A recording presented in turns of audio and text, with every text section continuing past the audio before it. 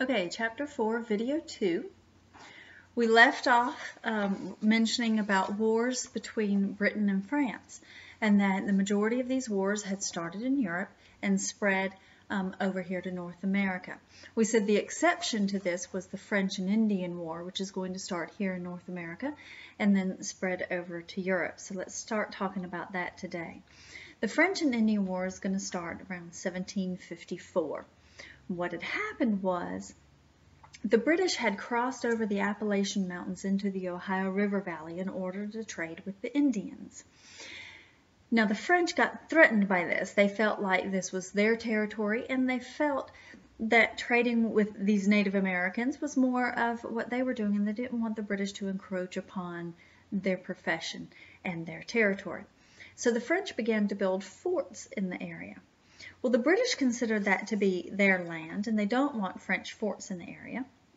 And so they send young George Washington over with some troops to tell the French to get lost. So Washington goes and he says, hey, get lost. And the French say, no, we're not leaving. So Washington comes back. And then the British are going to send Washington again, this time with General Braddock and a larger number of British military. And they will tell the French to get lost again. And the French won't do it again. Washington and Braddock will go to Fort Duquesne, which was a French fort built there, Fort Duquesne, and have a skirmish, a battle there at Fort Duquesne.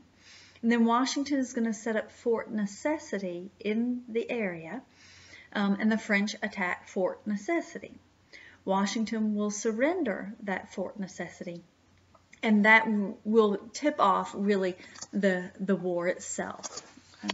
And I've included a map with your PowerPoint materials so you can have a general idea of where these places were located. Now, as I said, this is a war that starts here and spreads to Europe and involves other countries as well in Europe. We will attack the British and colonial forces. Again, will attack the French forces at Fort Duquesne, and the French will flee.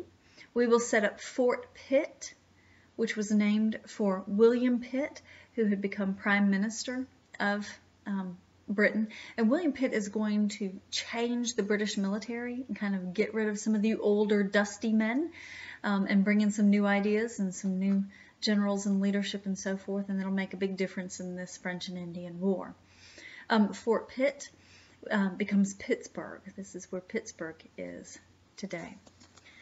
There were several battles and so forth that we're not getting into about the French and Indian War, but you can certainly read more about it. But what ends up having a long-term effect on us from this war is the peace treaty. And this is the Peace of Paris of 1763, or the Treaty of Paris of 1763. At that point in time, everybody would go to Paris to work out treaties. We didn't have a United Nations, so you'd go to Paris and do it. The terms of the treaty were that the British get everything in North America east of the Mississippi. All right, so the French lose those possessions. The British will also end up getting Spanish Florida as a result of this. And they will get also just an enormous amount of debt. Roughly speaking, their debt is going to triple. When the Native Americans learned that the British had won this war and that the French were going to have to leave and sort of surrender the territory to the British, many of the Native Americans were very upset by this. And one in particular, named Chief Pontiac, is going to go on a rebellion. This will be in the Great Lakes area, in the Ohio River Valley area, and these Native Americans will come and attack a lot of colonial settlements in Pennsylvania, Maryland, Virginia, and so forth.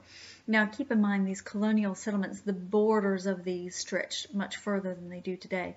But this rebellion is certainly going to have a big impact on the colonists, the colonial settlers at the time. We will fight against the Pontiac's rebellion, and do the best that we can, but ultimately what will make the difference is General Amherst with the British Army is going to distribute blankets to the Indians that were infested with smallpox, and smallpox is going to really bring down this rebellion.